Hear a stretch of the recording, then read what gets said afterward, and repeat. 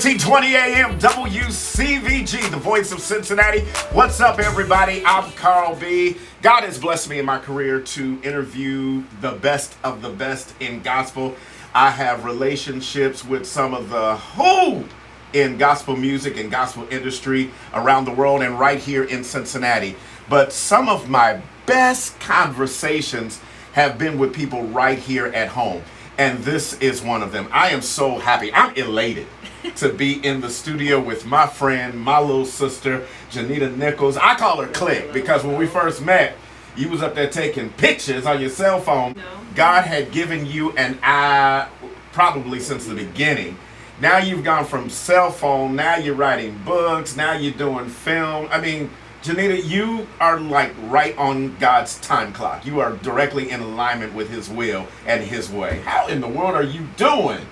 Honestly, I'm doing amazing. Good. Like you said, I went from taking pictures and being a police officer. And Yeah. Oh, I forgot about that. Yeah. Just doing all types of, different things. But I finally feel like I found my purpose. And it's past feeling. I feel like that. It's past feeling. It's an amazing experience to know that I'm doing exactly what God created me to do and not trying to figure out life on my own. Okay. Well, let's talk about the film. It's taken from your book, The Secrets of My Mother. First, let me say this.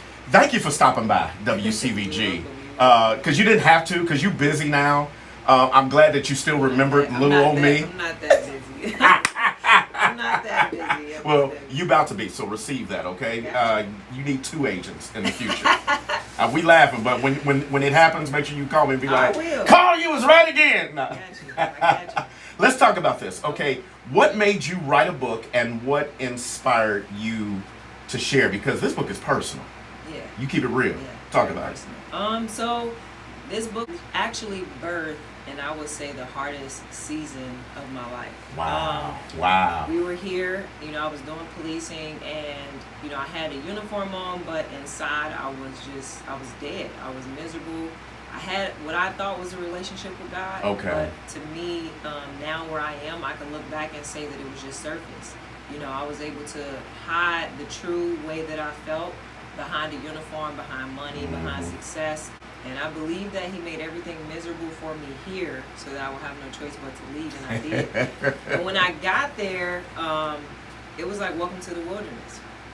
And I was so upset and just confused as to what the season of wilderness was. And so God had me go back and study it, because at first I felt guilty about the choice that I made to not only move there, but move my family there as well. Wilderness is not a bad place, but it's a place that God leads His chosen to. Okay. And in that season, a part of me died. And God kind of just birthed in me the desire to just do His will. I learned Him in the way that He actually wants us to know Him, not in the way that church teaches us. But I was able to develop a real personal relationship to understanding what faith meant and what God created me for. In His silence, He said, I already told you what to do. I didn't know what that meant. So I talked to my husband, told him what I felt like God told me. He was like, well, there's only one thing that I remember God telling you to do, and that was to write a book. And I didn't want to do it. I didn't know what that looked like. I'm like, this isn't going to feed my family right now. But I did it. And that's how it started. I just started writing. Now, how is your relationship with your mother today? You going deep. So look, the relationship. We close like that. I got you. This book has actually brought healing. It began healing in my relationship with my mother. Good. And I did not understand the magnitude of the title until I actually had to forgive her for everything. I still had this feeling in my heart where I couldn't forgive her for a lot of things that we did, because as much as I felt like I tried, I felt like there wasn't any healing or movement because everything was surface. And so I'm asking her questions she never wanted to answer me. And so one day I'm riding down the street and God said, you want to know why she won't tell you the truth? And He said, because she's afraid of how you might view her. She's afraid of her image and how it may make her look, and she wants so bad to have a relationship with you that she's afraid to tell you the truth because how you might look at her. So I pick up the phone and I call my mother, and God took over the conversation because I didn't know what to say. And one thing that God wanted me to explain to her was, in order for us to be healed, in order for her to receive her healing, and everyone else that God placed in her life, she has to be willing to tell her testimony. And so I had this conversation with her, but one of the biggest things that God had me do is affirm to her what she means to him. Not to everyone else, Amen. Not what she means to me, but what she means to him. Right, and right. how much he loves her. Right. And he gave her her story Yeah. for a reason. Yeah. Like, her story was meant to save and impact so many different people who were her age and who's been through and made some of the decisions that she made. But the more she holding those secrets to make herself look better, there's people that's not being saved. I'm not saying that it was an overnight success as far as our relationship, but I know that God is doing something there. And one thing that I know is this is only the beginning to the healing that he's going to bring to my family. When you were having these personal conversations with your mother, you were in Texas then, right? Yep. I just find that more ironic. When you were here, you guys couldn't talk. Yeah. You had to go thousands of miles away before you came together. You know what I think it was, Carl? God had to isolate me to get to me. And he had to remove every situation around me that made me comfortable and made me feel like I was somebody. I had to look in the mirror to see who I really was. I had to look in the mirror at myself, at the image that I was carrying, and I just said, you know what? That image I'm dying. You know, I think that I'm living, I think that I'm doing something because I have this money and everything else. But when God took me to the wilderness car, he revealed so many things to me that it started to hurt me. Like, I'm this person walking around, like, this is the person that I've been, this is who I was. And I just said, you know what, God, I'm completely stripped of everything that I am. And show me the proper way to not only love your people, but love my family, because people can only be saved through love, not judgment. But I went through so much in this amount of time that I am not the person that walked through. I'm not the person that crossed the Red Sea. Like, I'm not that person anymore. Yeah. Like, I was in this wilderness, and instead of wandering for 40 years, I submitted to the call of God on my life and the purpose he has on my life, and I'm ready to walk into whatever it is he has for me next. This is how I know this whole experience is God, because, you know, we've known each other for a few years, okay? One thing that I've always respected about you and loved about you, every time we would connect, I didn't think you had bad days. Yeah. You were always upbeat. You were always, like, positive. Yeah.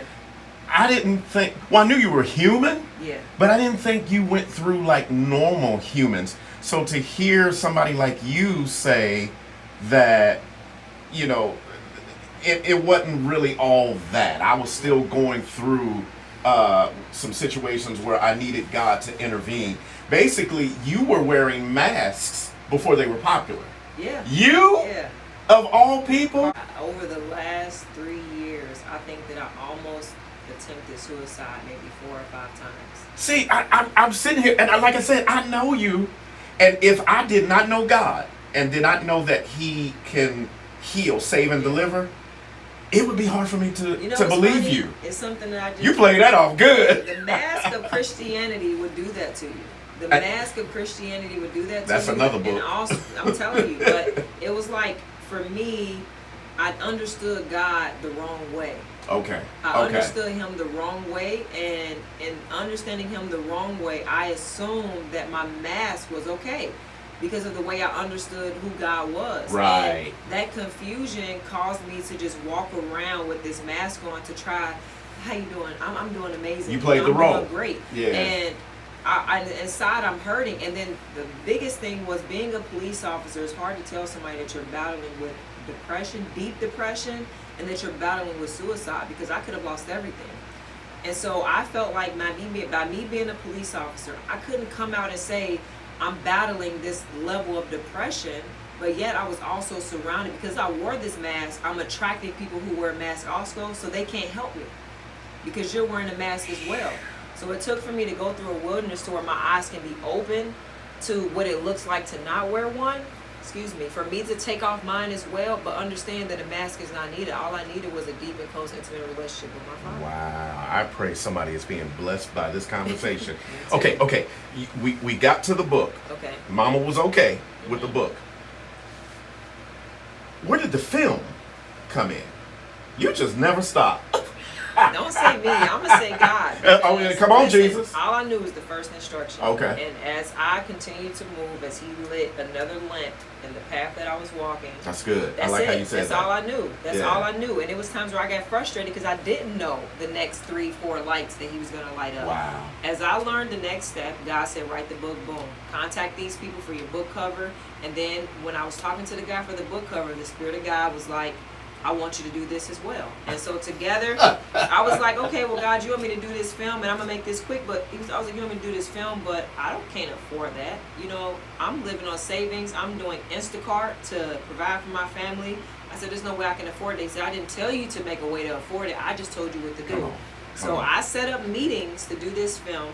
And I believe that God wanted me to do the film because myself, I'm a visual learner. And I feel like when you see something visually, it's a deeper impact than just reading words. Sometimes when we read, we skip over things. And in showing this film, my hopes were that people can actually see it and they can connect with it emotionally. Okay. I don't know, honestly, I wish I can tell you the reason why exactly God wanted me to do it, because I still feel like I only have a glimpse of what He was trying to do. He'll show you. But the film was just a trailer to my book. And this scene in this book is one of the most traumatic parts of my life because I feel like it changed everything for us. So just like when I was thinking about the book cover, God said, why don't you just go back to the house that everything happened? I was like, I haven't been there since I was 16 years old and they took us out in custody. I haven't been there. So I got on a plane. I went to the house in Atlanta. I met with the lady who was there, which that's a whole nother story because she comes out to be a believer and she's all for what God wants me to do. And she tells me, like, God put you here. He put me here for the specific time such as this. And the connection was just amazing. So she was willing to allow us to use her home to shoot this scene because I wanted my story to be authentic. I wanted to go back to where it all happened. I wanted to recreate this scene of my life. And this is just the first film. This is just the first visual that I'm going to do for this book. This is just the first. I don't know what the purpose or the next phase is, but in this season I could see that this film itself is going to impact people to want to read the book. My bigger goal and the vision that God gave me is to go after filmmakers to do a TV series. Okay. And so I believe this is just the beginning of that. All right. The Secrets of My Mother by Janita Nichols. Congratulations. Thank you. I think I've said this to you before. One of my favorite preachers of all time is Bishop T.D. Jakes. Okay. He was one of the first pastors that I experienced where he made it okay to be transparent. Yes, yes. In the faith and in this walk, it's not about the image that you sell to people. And that was one thing that I wanted to do in my book. I didn't want to write another Christian novel. I wanted to give people the uncut version of my story. Because I feel in our transparency is where healing can begin for not only you, but someone else. What you said about T.D. Jakes, in my generation, Pastor Mike Todd did that for me. And every single season that I'm in, he's there with me. So I know that that's who God sent to me for this time. But his transparency, his no fear of having to worry about how people see his image. Right. I've learned that that's when I read the Bible, that's what I see. Yeah. Those who really followed Christ and who walk in his likeness to say, I'm surrendered to God. I'm talking about those who really walk to say, God, I'm your vessel. Use me for what it is that you need me to accomplish here on earth, and understanding that everything else that I have is just a blessing in addition to. But my first purpose is what God has me walking in. And so I am at the place in my life where I am humble, I'm open, I'm transparent to revealing my story because what I went through wasn't pretty. I don't need to make it pretty to share it with someone else. I'm going to give it to them the same way God gave it to me. He didn't make it watered down for me to be able to get through. He gave me the fire and he said, this is what I'm giving you. So that is what I'm going to tell other people because that's what God needs us to do. That is the only way that somebody else sitting on the other side of this microphone, on the other side of that book, on the other side of this film can sit there and say, wow, I see somebody that's not a victim, but they're a victor, and there is someone who's willing to come out and say, this happened to me. Hallelujah. But not only that, when we expose our abusers, when we expose the things that happen to us, you allow them the opportunity to repent. Yeah. So I don't have anything against the men who victimized me. By the age of 10, Carl, I was victimized sexually over 200 times by men in my family. By the age of 16, that number had quadrupled. I didn't understand men at all. I was afraid of them. I would never be around a man at all. So my purpose in telling my story is I want you to know, sit on the other side, and that there is a way for you to heal. But those secrets that you're holding for your mother, for your father, for all those secrets, you're dying while they're living their life. Right. You have to release it. But here's what I tell even those who are abusers. God can still use you. They don't want to tell you that, but God can still use you. God can still use you. No one has a hell to put you in, and I'm not condoning abuse or abusers at all. Of course. But the main goal for everyone is for them to understand who they are in Christ, understand their purpose. As an abuser, if you speak out on the abuse and the things that you've done, and the things you've done to other people, and you share your story, you're able to walk in forgiveness. And I'm telling you, but when you walk in that freedom, there's nothing that can stop you, because you feel the power and the fire of God behind you. I've done things because of my past abuse, because abuse made me an abuser in my own way. But when I was able to admit my past, admit the abuse that I've done, which is also going to be in my book. It's not just about my mother's, everyone's secrets, all the secrets, it's out there. You telling everything. I'm telling everything. I'm telling everything, things that I've done and I'm not proud of, and it's not about that, because somebody else who's not willing to speak out has been through the same things that I've been through. They've done the same things that I've done and made the same choices, but they won't say anything. I don't care how anyone views me. I have an amazing husband that supports me, that loves me. I have wonderful children, and the biggest thing is my goal. I want to be a part of healing all generational trauma and curses and breaking free from that bondage. Bondage has been handed down in my family for generation after generation after generation. And once my eyes were open, I said, it stops. Amen. It stops with me. No one was ever really willing to jump out there and risk drowning.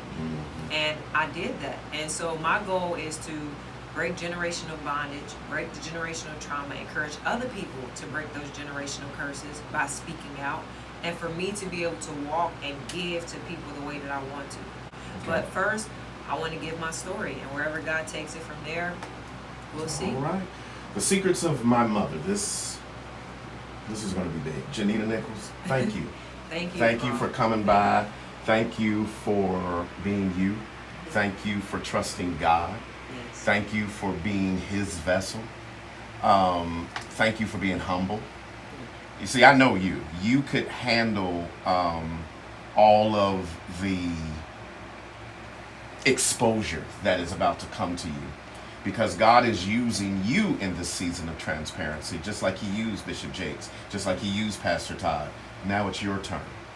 You are speaking for and you can handle it. You are speaking for so many people that are in a position, like you said earlier, they don't feel that they can speak out. Yeah. They're so concerned about their image. They're so concerned about their past. And they don't realize that's what's holding them bondage. Yeah. They need to release. They need to forgive. They need to let God be God. Yeah. And because it happened to you, it's going to happen to them. And then they'll wait. Have their story I as well. cannot wait. I'm telling you, Carl, the biggest thing I'm waiting for is not the fame, the exposure, or Yeah. anything else. I've seen the vision, but you don't see me walking around wearing a white flag with the God is getting ready to do this in my life. I cannot wait to see the healing that He brings, the people that comes to the altar, the abusers that are changed because they understand that God can still use them. Yes. I can't wait to see the magnitude of what God does. Is there somebody on the other end of your speaking out that needs to hear what you have to say? That's it. There's somebody else that needs to hear what you have to say. So the moment that you decide to speak out and speak against abuse, and if you are an abuser, the moment you're willing to open up and say, I made these choices, is the moment you'll begin to live. All right. The secrets of my mother, Janita Nichols. Thank I you. still call you Click. I don't care what nobody say. I still call you Click. Carleon, I'm Carl B. You're listening to the Voice of Cincinnati. 1320 AM WCVG. Make sure you listen live at 1320 The Voice.